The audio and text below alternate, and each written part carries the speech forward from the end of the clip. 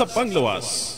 Kaning pagpanakit sa atong mga kasukasuan. Ang muscle pain, magpagpanakit sa kalamnan nga hinungdan sa injury, kakapoy and inflammation. Kini ang nasinatian sa naman naglaing nga parte sa atong lawas, susama sa likod, hita og sa atong binti. Sakit makabato na og muscle pain. Kini ang paspas sa noon kini nga maulian, pero kasagaran mawala kini sa pipila ka mga adlaw sa mag-antos sa ta. Pero kung malala kini, pwede kining mudugay og pila ka bulan.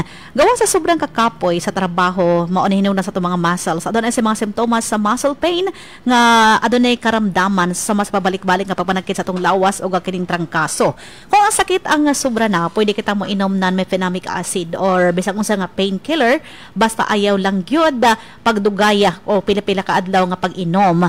Kasagaran adunay pipila usab ka mga sakit nga mawala lamang pinaagi sa masahe o uban pa, pero ang uban gumikan kini sa muscle tension or tension sa atong kalamnan, kalit nga walay klaro nga pagka-warm up o kalit nga paggamit sa mga muscles nga walay relaxation. Adunay sa uban gumikan sa injury o muscle pain na nakabaton og tension or sakit na kondisyon gagigikanan sa pagpanakit niini susama sa trangkaso, lupus, side effects sa mga tambal o kining uban pa nga mga problema. Adunay sa mga simptomas sa muscle pain susama sa pagpanakit sa likod, sa atong paa, sa atong dughan, sa atong liog o gawas sa paniini. Adunay sa ibang bahin nga makasinati og sobrang tensyon. So ang atong buhaton kung madala pa sa pain reliever, pwede kini iinom, pero kung pabalik-balik na mga kaigsuunan ang imong gibati, magpa-check up na sa doktor kay adunay pipila ka mga sakit nga gumikan usab sa immune system nga manakit ang ato ang mga lutahan. Tagyapon kaubang ko diri si Flor Semblante. Partner, winakwakan man daw. Di man kumutuan ng wakwak, uy. Oh, mas mahadlo ko na mga tao na mga hilabtunon, libakiro kaysa wakwak. Di man tinong wakwak langgam ra man. Langgam ra man na partner. Kaning mga hitabo karon partner ba na kanang nganong mangyud na dili man wala ang inggit sa usa ka tawo. Why? Oh, why? Kami gani sab no, biktima mi ani. Ang mura sang kaibanan sa buhat na sobra makapangdaot perminti sa amon, na perminti ka ng arang bitaw ka degrading sa nga tanan na moabot na sa point ba na imong imahe ija gubon. Ta ka balong sa ija purpose no nganong sige siya pangguba ng imahe sa ija isig kakaubanan na kung buto na hunaon isig diskarte ra man tara sa tong trabaho, di ba? Oh. So amo din dampod karon ang LTO partner. Papil man ni sa LTO di kay magsige sila pang di kay ang ilang trabaho lang masig harang dito sa National Highway. Oh, sige pang panikit, sige pang sita. Dapat din sa pahimangnoan ng mga driver na hinay-hinay lang sa pagpadagan. Labi na karong Holy Week no, daghan mga tud ang mong biyahe. Uy, manghinaot kita no, mga kaisan na ako lang yung pangaliya karon partner na of course, excited na mamuli gikan sa uban ng mga lugar, mouli silang probinsya, kay moadto sa mga samang, mo bisita. Ana no, tapos manghinaot lang kita magampo na kani bitong mahimong luwas ang pagbiyahe na makaabot sa ilang destinasyon, makauli po silang gigikanan. Kay sabo palandongon diyan mo sa iba ng mga lugar, tapos nang aksidente, ang uban kaning hinungdan kaning way mga puangod pud nga mga driver, di ba? Kuan no kanang atong una-unaon ba kanang mga naaksidente na intaw na ulian nga pamilya na anay mga pamilya na or kung babae siya iba na, kung lalaki siya toy asawa na mga anak na mga ginikanan unsa kasakit, di ba? Malikayan kung mag-amping kita sa tong pagbiyahe. Kasagaran malambigit kining mga palainom. So kung kargado na kamo, adyo na lang mo pag-drive. Relax anay mo kay makadamay mo sa uban.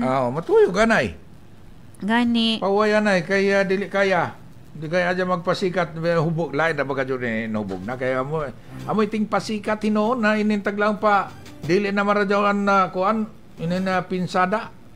Alaga jud pasikat na pero pag-abot sa unahan naranin jo. Gani. So, amo to partner, oras na. Oy, thank you kagahapon no sa Maside family. O naka-eat and run gihapon kami kay alas 2 session man lagi. So dapat wala pa alas 2 makaabot na session hall kay syempre makadisturbo man sab ka magsugod ng session dapat ako pa kaniabot. Kailangan makaingkod na ka makaharap ng saktong ingkodanan. O makaandam ng mga recorder o guban pa. So amo to the partner na naka-adto gihapon tapos after ato na po event sa city, di ba? Katong kuan kagabi partner ito na awarding yon. Dito si Alex Halbo yon. Tapos kilat gahapon partner bugtong kilat kakusog. Mga pagsawa nun ako. Dayog-dog May gani, partner ka dyan ako si Hall pag kusog na kilat gahapon. Ikaw dito magkinamang-kamang. Ya man hinaon kay nakakurtina man baga ilang mga kurtina pero nabatian ako uno ka kusog ang Kailangan dayog-dog. ko lain na ba kay makabati ka ng dayog-dog dito dahil magkinamang-kamang ka dadyon. Uy nakapalit ko buyad gahapon gawa sa Session Hall. Aman. Oh, kaning yellow fin sa kanan ano joy pangayan tong isa partner. Inin yellow fin sa nan budloy. Yaman lagi na ako kita dito sa bayay. Ato sa bayay pa na kuluto sakit pa ko tuhod. Galing mo tagdadaan ini. Ato sa bayay, ni palit ako partner kay kuha ra kuno sa ijang anak, ija tag palit, ija tag buyad, ija po tag baligja. Ato suporta naman gagmay ng mga negosyante. Okay na ta partner. Okay, nalaman kay ng mga sugin na mga tipa minaw sa kanginan. Wa na may taygong oras aron nato ang kapadayon kining atong programa, ang Joy FM Morning Special. O gusaba dagang kayo salamat sa inyong pagpaminaw sa atong balita numero 1. O balita sa alas 7. Kini si Flor Semblante. Daghang salamat sa pagpaminaw hato sa masunod pang mga adlaw. Sa ngalan sa basa atong kaubanan si Rolly Aurio, kining inyong alagad sa kanginan si Alex Halbo moingon. Daghang kayong salamat sa inyong pagpaminaw gamay buntag Surigao.